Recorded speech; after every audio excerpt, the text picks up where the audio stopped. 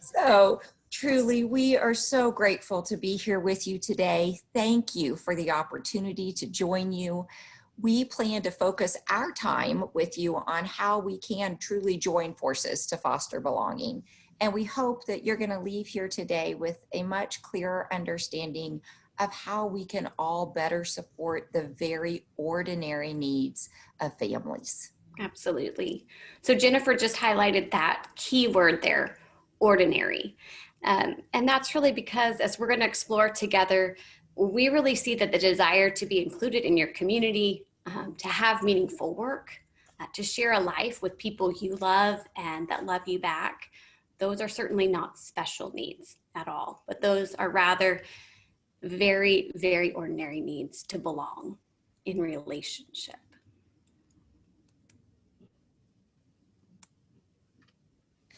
We realized as we were preparing this that much of what we have to share with you today certainly is derived from our own personal and professional experiences. So as Joni mentioned, for over 25 years, I've worn both that professional and parent hat. And how I understand family and professional partnerships is really strongly influenced both by some of my previous work in nonprofits and by the work I now do in the field of intellectual and developmental disabilities, as well as my experiences. I have 3 amazing young adult children. Young adults, they're my children, including my 27-year-old son who does have intellectual and developmental disabilities. I just have to say it's been really fun as chats have popped up, seeing names and faces of old friends and newer colleagues through the years. So we're just really excited to be here. Absolutely.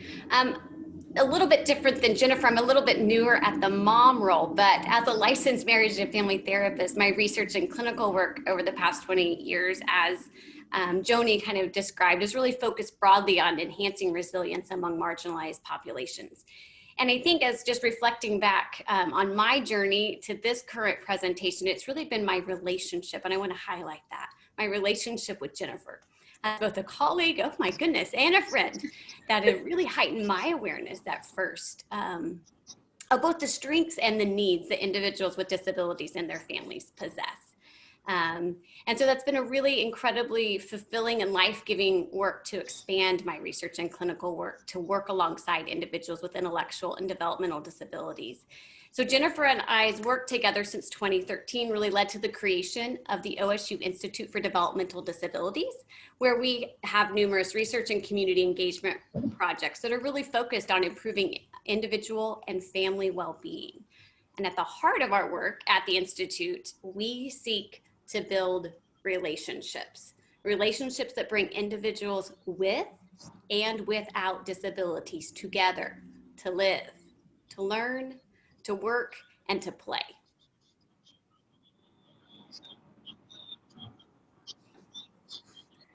So relationship is truly, we believe this wholeheartedly. We say it often. Relationship is at the heart of who we are and who we are becoming. And so as we reflected on who may be in attendance today, we recognized and hoped that there would be this broad range of personal and professional experiences represented in this very large Zoom room. So regardless of where you are in your personal or professional experience or journey, we really want today's session to inspire hope as we join forces to foster belonging. In full disclosure, Cami and I struggled a bit preparing today's keynote. We were still practicing on Zoom last night, as you know, Cami has little ones and I could hear her boys trying to get down to bed at 8:30 last night, and we wrapped up about 10 o'clock. And I think part of what we struggle with is that belonging is deeply personal. And so we want to make sure that we are creating an environment that does engage people. And all of us have experienced times when we have felt marginalized or on the outside.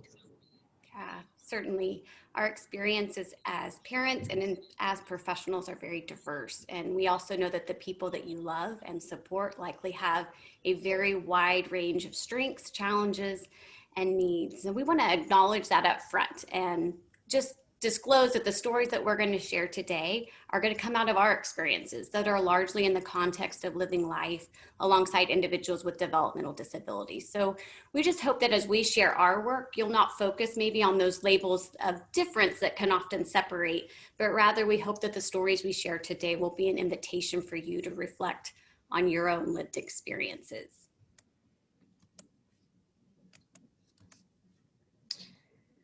Seems strange to start with barriers, but we felt like, oh, we need to kind of say up front, we recognize that all of us may experience barriers and barriers to relationship.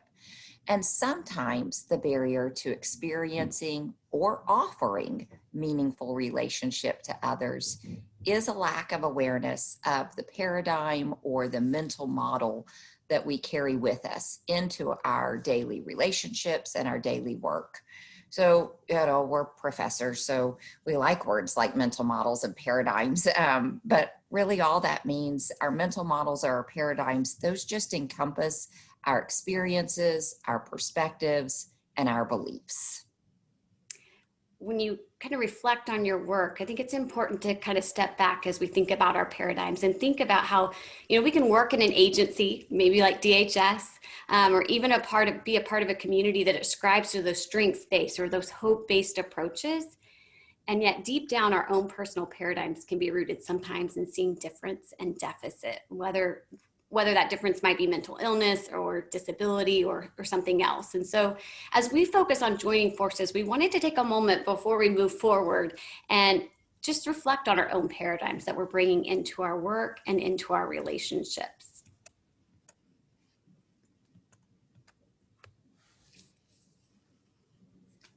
When I think about paradigms, I think about many of the fields that we were trained in, the fields of psychology or disability or previously special education or intervention science. And all of those fields have this shared common history. And that's the history that's depicted in this first orange circle that has the words deficit-based over it. So in that deficit-based paradigm, maybe it was the medical view of disability, but that it focused on limitations, and that deficit-based paradigm focused on identifying pathology and viewing the individual as being a problem or having problem. And those are those arrows that are pointed towards the individual. So in the world of disability, we saw disability as this fixed trait that was a problem that resided within the person. And so from that deficit-based paradigm, diagnoses such as disability or mental illness, they were used to label and to isolate individuals. Yeah, so then in contrast, our strength-based approach is depicted in that blue circle. Focuses not on fixing or curing the individual who experiences disability or mental illness or another diagnosis or disorder, but rather on identifying those barriers that exist across the context and working to provide those supports that are necessary to thrive in that context. So as we stated earlier, Jennifer and I really believe that fostering belonging is a key piece to removing those barriers and to creating those communities where individuals and families can flourish. Just as our work at OSU is about building relationships to improve the lives of individuals, largely with developmental disabilities, we know everybody's here today because your role as a self-advocate or a family member or a professional who is truly deeply invested in enhancing the lives of those you love and serve. So we titled our talk today, Fostering Belonging, Joining Forces to Support the Ordinary Needs of Families, which begs the question, what does it mean to belong? Yeah, that's a big question. And it's a big question that really has been at the heart and center to all of our work that we've been doing. But again, what does it mean to truly belong? What does belonging look like? What does it feel like? How do you know when you've experienced real belonging? As we share our experiences, we want to invite you to join us in thinking about belonging, not from just a mental place, but down in your gut, down in your toes of what is belonging and when do you know when you've seen it and you've experienced it? So we invite you to take a few moments right now to think about a specific time or a specific place, or maybe that's both, where you experience a strong sense of belonging. And as you think about that time or place, maybe there's a picture or an image right now that's coming to your mind. Does belonging for you have a shape? Does it have a color? Maybe a smell? Maybe a sound? As you focus on that time or place of belonging, where, last of all, do you feel that sense of belonging in your body?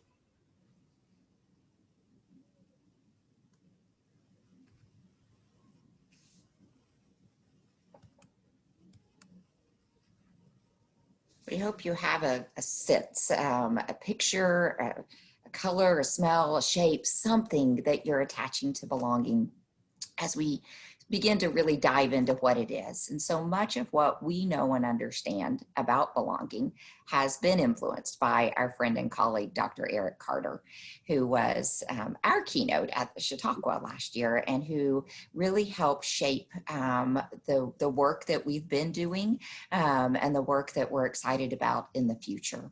So Dr. Carter's 10 dimensions of belonging are depicted in the illustration on this slide. And Dr. Carter's work on belonging really resonated with us because it supported our understanding that relationships are what's key to all of our lives. So to belong is to be present, to be invited, to be welcomed, to be known, to be accepted, to be supported, to be cared for or heard, to be befriended, to be needed, and to be loved.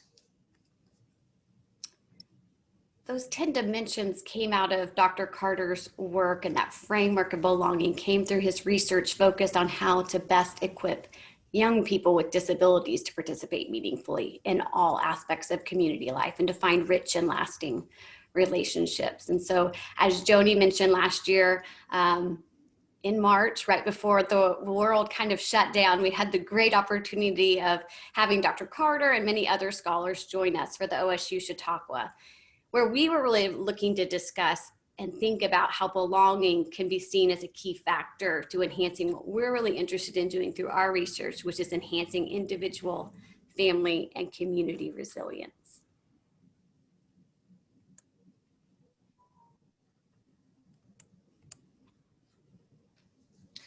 There are a lot, believe me, a whole lot of scientific definitions and theories in regards to resilience. And many of those theories focus on the individual and in particular, the individual's ability to basically bounce back from adversity. So much like this small little plant that's making its way through the dry soil in this photograph is bouncing back from adverse conditions. Now, in contrast, in Jennifer and I's work and research, we really aim to understand resilience not as an individual trait, right? Not something within the person, but as a dynamic interaction between individuals and their environments. So we believe, quite simply, that all people thrive best in relationship. So then, just look at these flowers. They're thriving together in an environment that they belong in, right?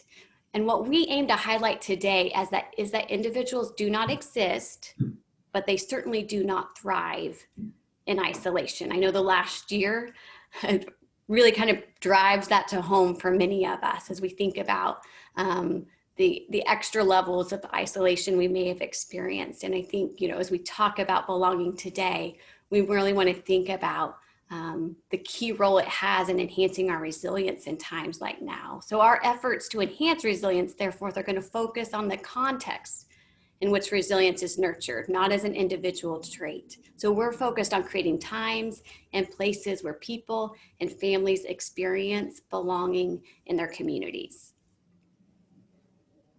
All of us who are here today know that strong and effective family and professional partnerships are key to both belonging and resilience. So we're going to spend about the next 20 to 25 minutes exploring how Cami and I have seen the power of Dr. Carter's 10 dimensions of belonging in our work that's alongside individuals with developmental disabilities and their families. And again, we hope that as we share these stories, you won't just hear those labels that maybe aren't the same labels that you have in your work, but what you'll do is begin to see these dimensions of belonging and how they exist or could exist in your own life and in the work that you do.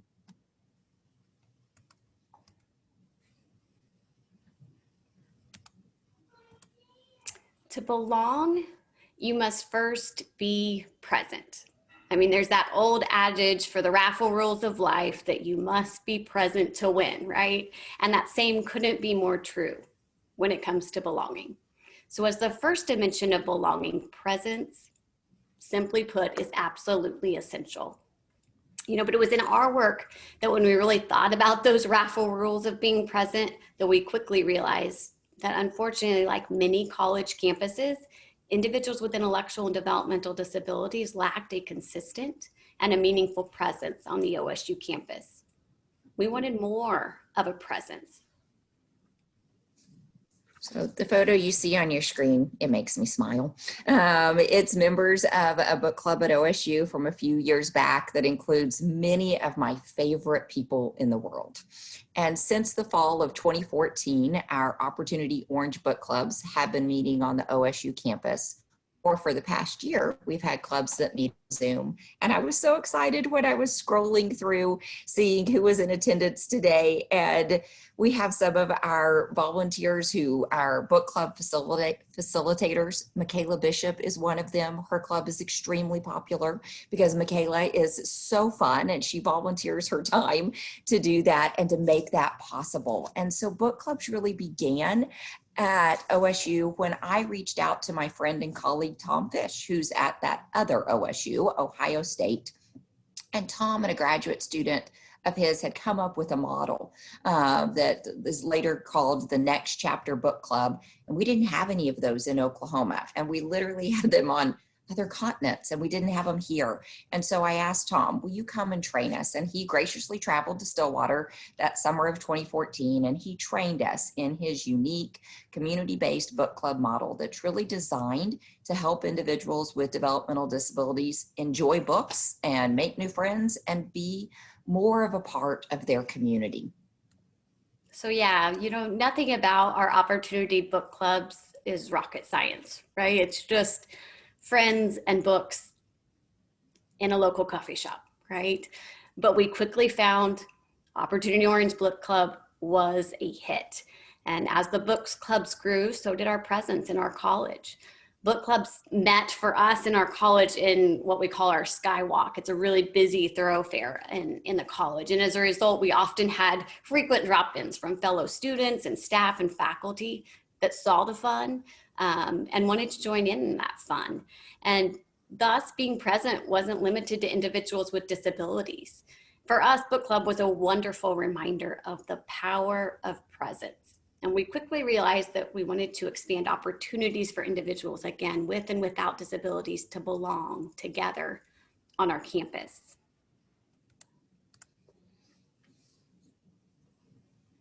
This is another one of my favorite photos. You're going to see lots of my favorite pictures today because to belong, you don't just have to be present, you also have to be invited. And so this photo is from an ongoing research and community engagement project that we titled Let's Take a Walk. Again, not rocket science, pretty simple. Let's Take a Walk. And we developed that 3 years ago. And Let's Take a Walk pairs OSU undergraduate students and adult community members with intellectual and developmental disabilities to simply walk together across the OSU campus a couple of times a week. Looking back on it, we really designed Let's Take a Walk in a way that intentionally invited and welcomed both students and our community members to a time and place of belonging. And just like any time you embark on a new project or a new process, we told ourselves about a million reasons why this wasn't going to work. Again, even though it was simple, we came up with all the things, right? Of why we shouldn't, or maybe this wasn't the right time to do this. And we kind of laugh now of thinking about all the ways that parents and staff of our community walkers also chimed in with their own reservations as well. And looking back, we can say, yeah, there were some risks and there were some barriers, but we really tried to hold true to our belief that disability is a natural part of the human experience and everyone benefits when we embrace diversity. So with a lot of excitement and a whole lot of planning, knowing that we didn't know what we didn't know, we extended an open, honest invitation to community members and students to join us to simply walk around our campus for an hour, twice each week. So to belong, you must also be welcomed. And when I thought about welcome, as a faculty member, I've spent a good deal of my time on the OSU Stillwater campus, really for many, many years now. But my favorite memories of campus really didn't have much to do with the work that I did. I've always loved my work, but my favorite memories of campus were really around family events. So if you ask any member of the Jones family their favorite days of the year, any one of us would tell you that it is no doubt the 3 days we spend together on the OSU campus for Special Olympics state games. My family has felt welcomed by OSU every May for the last 20 years. And as Jill Scott, who I also saw on here, can attest, we go big. The Jones family goes big when it's Special Olympics. We wear costumes. We're all about it. And so many of our best memories have been alongside some of the friends that I see here today, where all of us have felt welcomed by the OSU community. So, you can't hear that great sales pitch for several years about Special Olympics and how the Jones family experienced OSU campus in a whole new light without wanting to experience it for yourselves. And so, of course, my family had to jump in as well. But we quickly learned not to mistake big fun for lack of competitiveness. So the Jones athletes, no doubt, are serious about their sports. And no one is more serious than Garrett, Jennifer's son. So my husband, Nick, he only made the bocce roster as Garrett's unified partner after proving his skills through several tryout tapes that he submitted to Garrett. But being welcome to the team of Special Olympics is like no other. But we wanted that same sense of welcome that happens for Special Olympic athletes on our campus each May to be expanded across our campus throughout the year. We wanted Let's Take a Walk to embody that same sense of welcome. So we rolled out the red carpet for our community members and our students. We wanted them to know that they belonged. Beyond being present and invited, they were genuinely welcomed.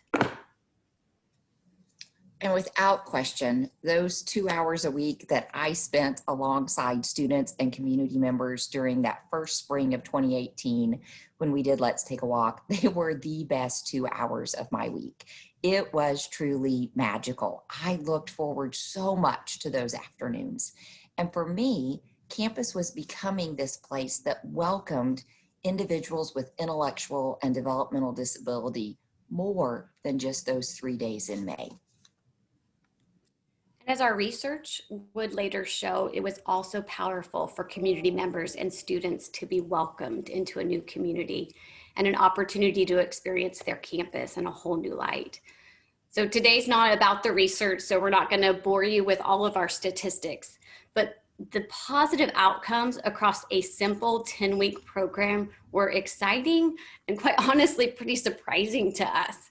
Our community walkers reported clinically significant decreases in depression and anxiety. So what I'm telling you is that folks came in a week before they started walking and they told us we had simple depression and anxiety scales, and their scores were in ranges that would be clinically levels, and they moved to subclinical thresholds at the end of our 10 weeks of walking. I mean, I can't get that in some of my gold standard therapy models that I know. So I mean, we did it kind of like, well, we'll see, and was blown away with a very small trial that we were able to see such significant changes across that 10-week span. But that wasn't only just for our community walkers. Our student walkers also expressed positive changes in attitudes toward disability and inclusion.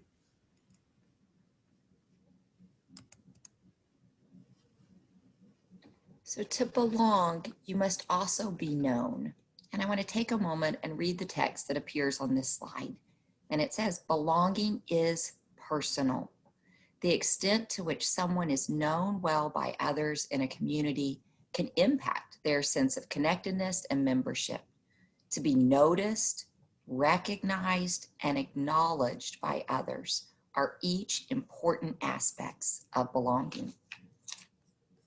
So to know and be known, really that's what's at the heart of deep, meaningful relationships. That's what separates those. And when we feel that we're known by another, you can think about when you feel known, that's when you feel you can begin to trust. I really think this illustration is best illustrated by sharing the story of one of our longtime Opportunity Orange Book Club members, Mark. So after several semesters of being present, being invited, and being welcomed, it really wasn't until Mark's mom was confident that we knew Mark, that she began to trust and transition her understanding of seeing book club as just this safe weekly activity for Mark to true community of belonging for her son. So most semesters, I will invite book club members to serve as guest speakers in my undergraduate class on developmental disabilities, because who better is the expert on developmental disabilities than the individuals and their self-advocates. And so as I always do, I stopped by book club and I asked all the members if they would be interested. And Mark indicated that he wanted to join this time. And this is the first time that he'd indicated that. And so I went back to my office and I sent the email invitation, and I promptly received a response from Mark's mom questioning whether my invitation was really meant for him. Because after all, she explained, Mark's limited verbal communication would seemingly limit his ability to participate as a guest speaker, let alone belong in a college class. And in her words, she said, autism had robbed Mark of his voice and Down syndrome had stolen his mind. And between those powerful lines of her email, I could hear Mark's mom asking, do you even know my son? My initial response was one of hesitance. I am a mama, and I know us mamas, we don't like people to question. And she was right. Who was I to suggest that Mark belonged on a speaker's panel? And yet, when I'd asked, he indicated he wanted to participate. So I paused before responding, and then I very cautiously replied to her email. And I did my best to explain that my invitation was genuine and that I knew while Mark is a man of few words, he communicates powerfully, and my students had much to learn from him. And I was both relieved and very grateful when she emailed back that she and Mark would love to join us in class that next week. Mark and his mom have graciously reminded us that communities committed to belonging have to adopt a different perspective. Instead of focusing on labels of disability or difference or diagnosis, communities committed to belonging approach individuals quite simply as individuals, each unique and worthy of getting to know personally and deeply. So as we join forces to foster belonging, we must seek to learn each person's story and strive to understand the interests, passions, skills, gifts, and talents each and every person brings to their community. We must get to know one another.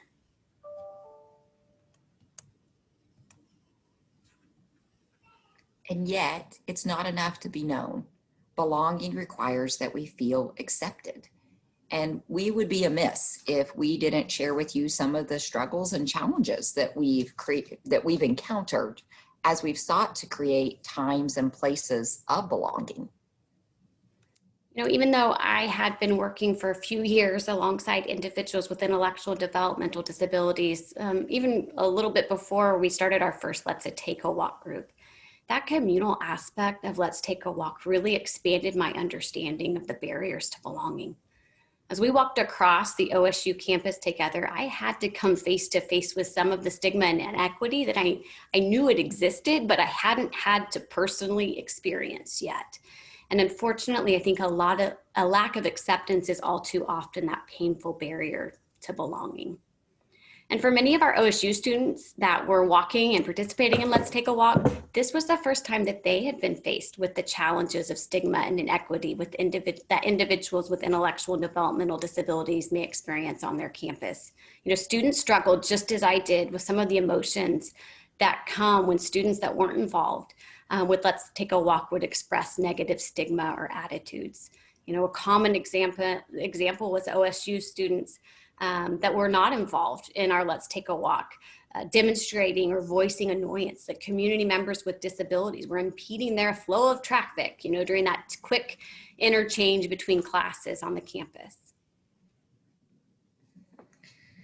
As Cami said earlier, we knew there'd be risk and barriers, but we forged ahead with a lot of encouragement, I would also like to say, from our friends at DDS, and particularly Kathy Ryle at that time. It was like, just do it, Jen, it'll be fine. And so we believed that modeling acceptance would lead to this growing acceptance from others on campus. And so what was really cool is the organic things that happened with Let's Take a Walk.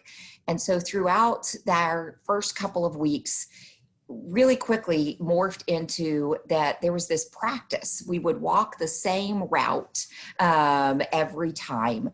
And there was this practice that happened that our student walkers and our community walkers began stopping right in front of the fountain in front of Edmund Lowe Library. And we began these series of library races. And most of the time it was pitting a student walker against one of our community walkers in a competition of speed. And again, competition was key. So during this time, other college students who were not participants in Let's Take a Walk, or other faculty or staff, you walk the same path on the way to teach your 3:15 class every Monday. We were quite a gathering, and they would stop and they would watch these races taking place. And we had fans that who showed up every Monday and Wednesday and cheered us on and gave high fives. And it was just so neat to see that acceptance was being modeled and it was growing. It was morphing into something so much bigger than what we thought we were originally going to have. If you look at our Institute website, and as we've said several times already today, we hope that you'll read what we're saying as well. And I hope that comes through in our website, that we embrace the belief that people with and without disabilities belong together. And again, that's because we wholeheartedly believe that disability is a natural part of human diversity. So we're all going to be enhanced when we navigate life together in families and communities. So Let's Take a Walk just simply reinforced for us that we all have a need to be accepted. And that even expanded to our student walkers. We had one student walker who described having a pretty hard semester with stuff that was going on at home and in her own personal life. And she relayed later to us that Let's Take a Walk met her need for acceptance because it was, as she said it, just a place where I could come and not be judged.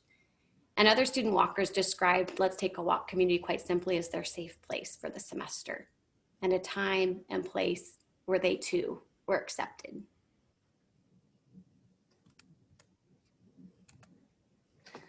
Belonging also includes being supported. So this picture shows Caleb, again, walking in front of the Edmund Lowe Library with his walking partner, Cami Chitty, a different Cami than who's here with us today. And Caleb and his mom graciously allow us to share a little bit more about their lives. Caleb has cerebral palsy and a diagnosis of intellectual disability. And when we use that strength-based model, and for me, the strength-based model that I use in my work is really the social ecological model of disability. We don't minimize those diagnoses. We don't, somehow not talk about cerebral palsy or intellectual disability. But what we do is, instead of focusing on that diagnosis or difference, a social ecological model focuses our attention not on fixing or curing Caleb, but instead on working alongside Caleb and his family to figure out what are the supports that Caleb needs to live the life he wants to live. Yeah, that social ecological perspective just highlights, as Jennifer kind of alluded to, the individuals with intellectual developmental disabilities and their families are not inherently different from individuals and families who don't experience disabilities, especially in regards to their hopes and dreams. As we've mentioned before, to find people to love and who love you back, to engage in that meaningful work of life and to belong in your community, these are not special needs. They are very, very ordinary needs. So family and professional partnerships committed to belonging strive to know each person and just recognize that some people may require different, more individualized supports to engage fully as they would desire to in their communities. So Caleb's walking partner, Cammie, as Jennifer mentions, just simply supported him to fully participate in Let's Take a Walk by adapting her walking speed, by lending her arm as a steady base, by talking endlessly about Thunder basketball, and also being good-natured about the banter of the OU-OSU rivalry.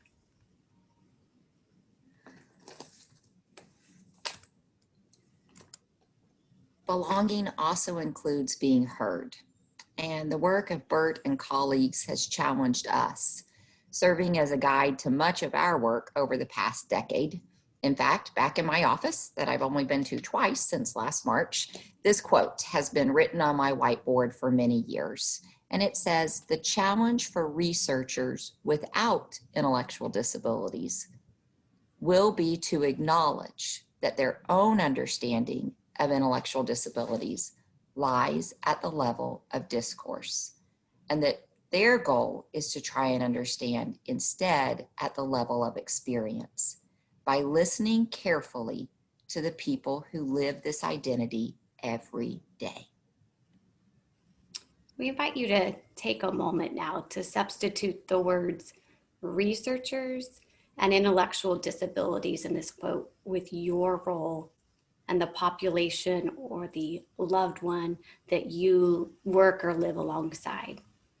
So maybe your statement reads a little more like this: "The challenge for administrators who are not foster parents will be to acknowledge that their own understanding of foster parenting lies at the level of discourse." Or maybe it's the challenge for a dad who doesn't experience depression will be to acknowledge that their understanding of depression lies at the level of discourse. This quote challenges me to recognize my own limited perspective. So even for those of us who have lived experience, it is important to acknowledge how our perspectives are limited. And as a parent of an adult son with intellectual disability, I am often reminded that my perspective as a parent is just that. It's the perspective of one mom. I don't know what it feels like to be Garrett, the only person with intellectual disability in his workplace and in our family, nor do I really understand my other two children's perspective of having lived their entire lives with a brother whose daily support needs place very different demands on our family than those of their peers.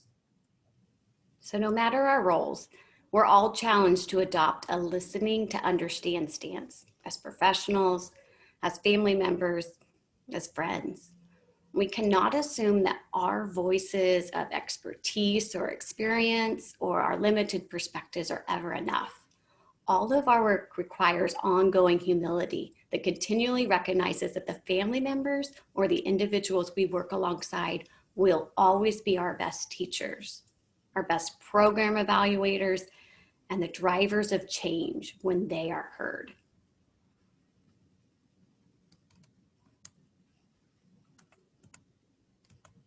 To belong also means to be befriended.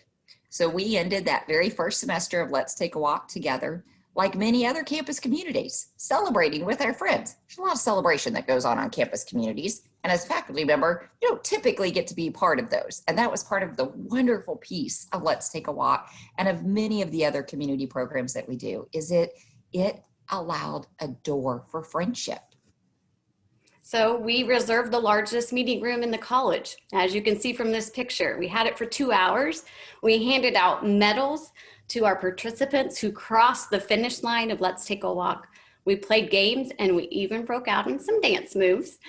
And as one OSU student who described that extreme amount of joy and everyone's laughter and their cheering explained, Let's Take a Walk just seems like something very exciting and loving, and like something people would be drawn to, that everyone would want to be a part of.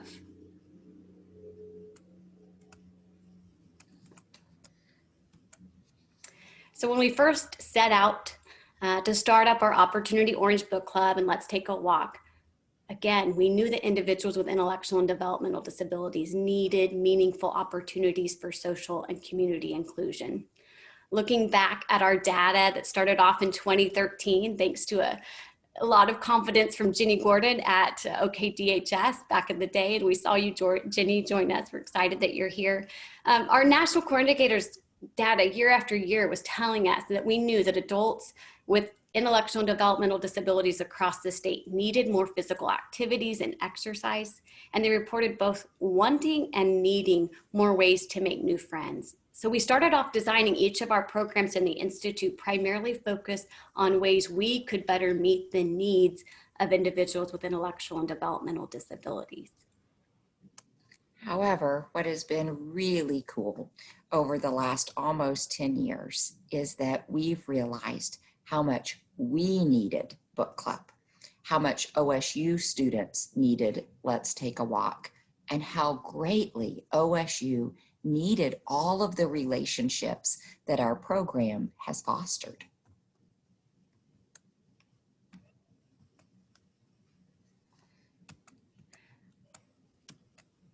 And now we come to the final of the 10 dimensions. To belong is to be loved.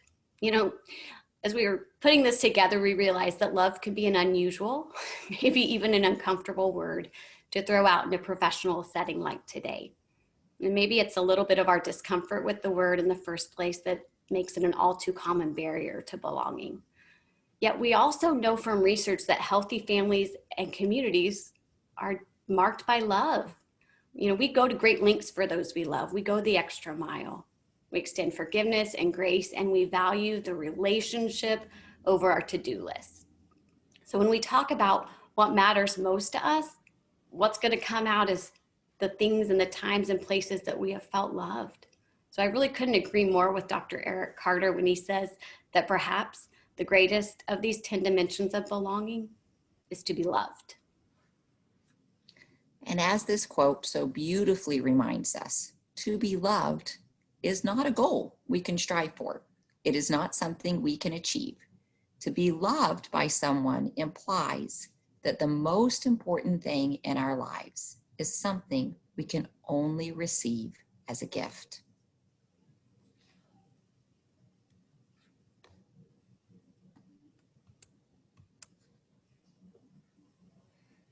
So that wraps up those 10 dimensions. And as we've said several times this morning, belonging is a very ordinary need. It's not a special need. It's something that all of us experience. And yet we are keenly aware that ordinary is not always simple, and simple is not easy. And as we mentioned at the very beginning, we also know that belonging is deeply personal, and it requires us to be both intentional, but also vulnerable. Belonging requires us to extend to others and to be willing ourselves to be present, to be invited, to be welcomed, to be known, to be accepted, to be supported, to be heard, to be befriended, to be needed, and to be loved.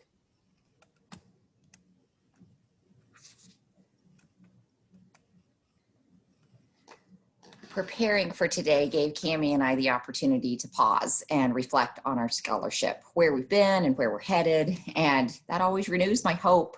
And so when reflecting, we realize that while these great inequities exist, it doesn't take a lot to move the needle.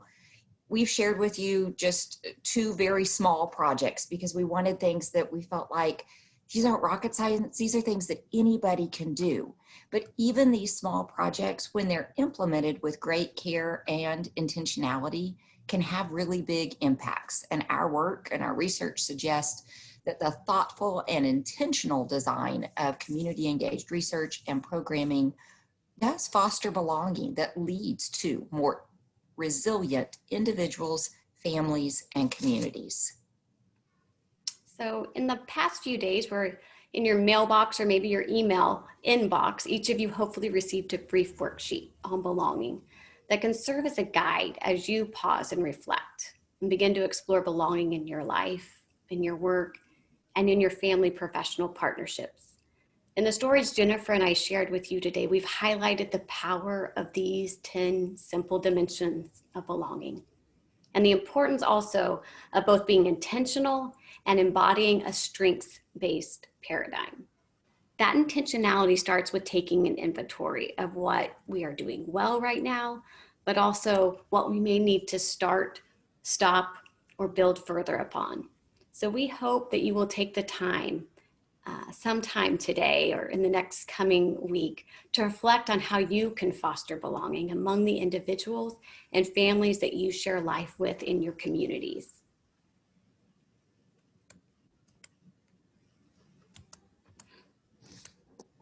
We really hope that the stories and experiences we've shared with you today help shine the light on present pathways to resilient families and communities where everyone really can experience belonging.